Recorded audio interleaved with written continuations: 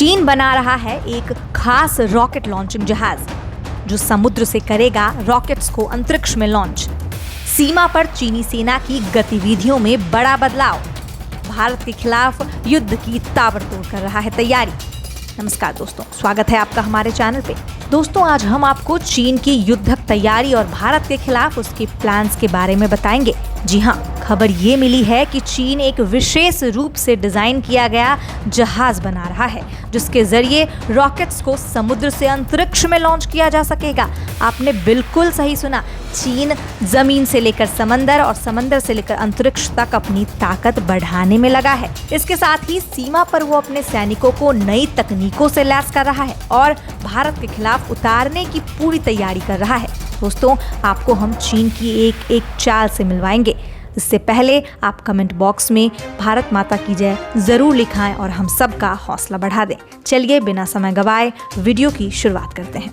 दोस्तों, चीन सैटेलाइट्स को लॉन्च करने और रॉकेट स्टेज को रिकवर करने की अपनी क्षमता को बढ़ाना चाहता है। इसी दिशा में चीन एक विशेष रूप से डिजाइन किया गया जहाज बना रहा है जिसके जरिए रॉकेट्स को समुद्र से अंतरिक्ष में लॉन्च किया जा सकेगा। जी हाँ, आपको बता दें कि चीन किसी भी जंग के खिलाफ अपनी तैयारी बड़े जोरों शोरों से कर रहा है। उसने जमीन से लेकर समंदर और अंतरिक्ष में अपनी पहुंच बहुत तेज कर दी है। दोस्तों, आपको बता दें कि 533 फीट लंबा 131 फीट चौड़ा न्यू टाइप रॉकेट लॉन्चिंग जहाज का निर्माण पूर्वी तट पर शेडोंग प्रांत के हयांग में नए चीन ओरिएंटल स्पेस पोर्ट के इस्तेमाल के लिए किया जा रहा है और ऐसा माना जा रहा है कि ये नया जहाज 2022 में सेवा में शामिल हो जाएगा। दोस्तों, आप चीन की स्पीड देख सकते हैं कि वो किस तरह से अपने हथियारों को बटोरने में लगा हुआ है और आपने बिल्कुल ठीक सुना, 2022 में कहा जा रहा है कि ये जहाज जो है वो सेवा में आ जाएगा।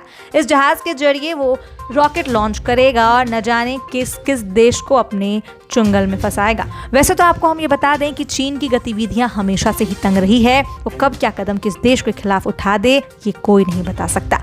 दोस्तों, इस रॉकेट के बारे में आपको हम ज़्यादा जानकारी दे देते हैं। दोस्तों, इसमें इंटीग्रेटेड लॉन्च सपोर्ट उपकरण होंगे। ये लॉन्च मार्च 11 रॉकेट, बड़े कमर्शियल स्मार्ट ड्रैगन रॉकेट और लिक्विड प्रोपेलेंट रॉकेट्स को लॉन्च कर सकेगा। दोस्तों, जहाज को भविष्य में रॉकेट के फर्स्ट स्टेज को रिकवर करने के लिए इस्तेमाल किया जा सकता है और इसका यह प्लस पॉइंट बताया जा रहा है।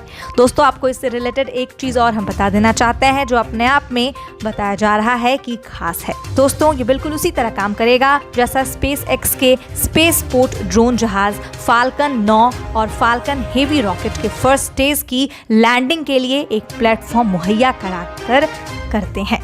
दोस्तों, रॉकेट के नीचे के हिस्से को फर्स्ट स्टेज कहा जाता है और ये आमतौर पर सबसे बड़ा होता है। इसका काम रॉकेट को ऊंचाई पर ले जाना होता है।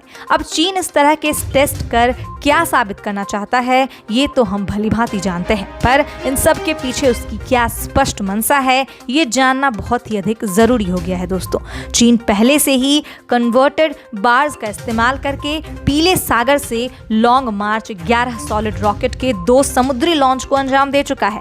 इसमें सबसे लेटेस्ट सितंबर 2020 में किया गया था। इन मिशनों ने चीन को अमेरिका और रूस के बाद समुद्री लॉन्चिंग क्षमता हासिल करने वाला तीसरा देश बना दिया और वो इस तरह से हमें इसमें भी अपनी शक्ति का प्रदर्शन कर दुनिया में अपनी ताकत का परिचय दे रहा है। दोस्तों, हम जानते हैं कि आपने मन में इस बात की उत्सुकता जरूर अपना ली होगी कि आखिर इस जहाज से चीन को क्या फायदा मिलने वाला है। दोस्तों, आइए आपको वो भी बताते हैं। दोस्तों, ये जहाज चीन को समुद्र से लॉन्च करने की दर को बढ़ाने में मदद करेगा। इसकी वजह से चीन के 4 मुख्य लॉन्च केंद्रों पर से दबाव भी कम होगा। अभी तक चीन ने 2021 में 41 बार लॉन्च किया है और ये अपने आप में ही एक बहुत बड़ा नंबर है। और इतना ही नहीं, इसने एक साल में ऐसा करके एक राष्ट्रीय रिकॉर्ड भी बनाया है। वहीं अमेरिका ने अभी तक 39 लॉन्च किए हैं। समुद्र से लॉन्च करने से चीन को काफी फायदा मिलने वाला है और आपको बता दें कि 39 लॉन्च जो अमेरिका ने किए हैं वो चीन के मुकाबले काफी कम है, क्योंकि अमेरिका दुनिया के सबसे शक्तिशाली देश में गिना जाता है और जिस हिसाब से नंबर जो बताई जा रही है उसके रॉकेट लॉन्च की उस मात्र 39 है और चीन की 41, और वो हम आपको बताते हैं ऐसा क्यों। दरअसल लॉन्च साइट का लचीला होने की वजह से स्पेस में जाने का एक और रास्ता मिलेगा। जिसका अभी तक किसी ने इस्तेमाल नहीं किया है। जी हाँ दोस्तों, हम आपको बता रहे थे कि समुद्र से लॉन्च करने से चीन को काफ़ी फ़ायदा मिलने वाला है, और ऐसा क्यों। साथ ही इससे ये भी फायदा है कि रॉकेट के स्टेज और अन्य मलबा जमीन पर गिरने के बजाय समुद्र में गिरेगा।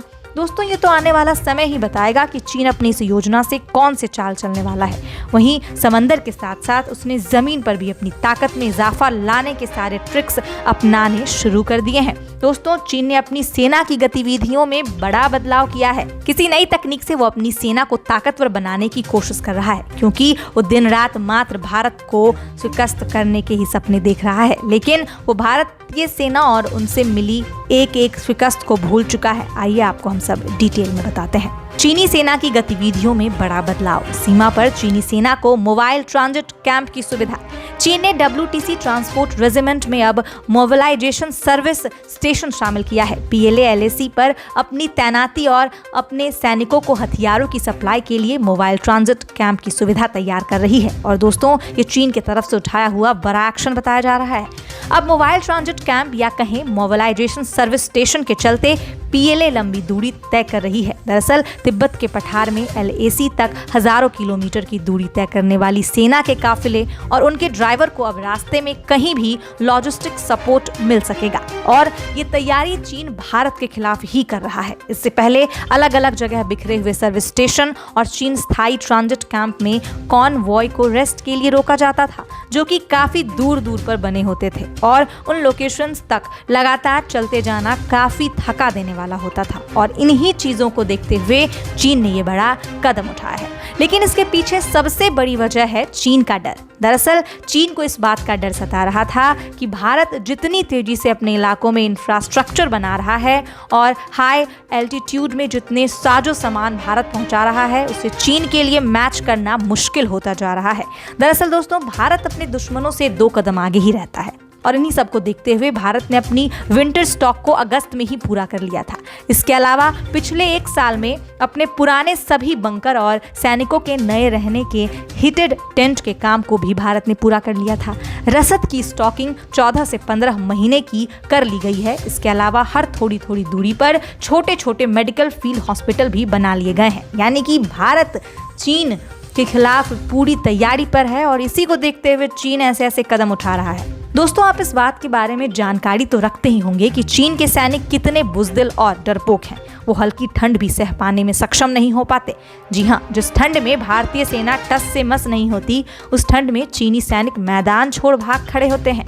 आपको बता दें कि जानकारी के मुताबिक चीन के मुकाबले भारत के सैनिकों को पूर्वी लद्दाख के सर्द मौसम में इतना नुकसान नहीं हुआ जितना चीन को उठाना पड़ा है। बस चीन को यही चीजें सता रही हैं कि अगर कोई हादसा या तकनीकी खराबी के चलते अगर मूवमेंट बाधित हुआ, तो चीन के सैनिक इन सुविधाओं के बिना इन इलाकों में ज्यादा नहीं रह पाएंगे। और यही वजह है कि चीन इन कदमों को उठाता आ रहा है। दोस्तों, आज के लिए बस इतना ही। ऐसी ही खबरों के लिए आप हमारे साथ जुड़े रहिए और धमाकेदार जानकारियों का इंतजार करिए।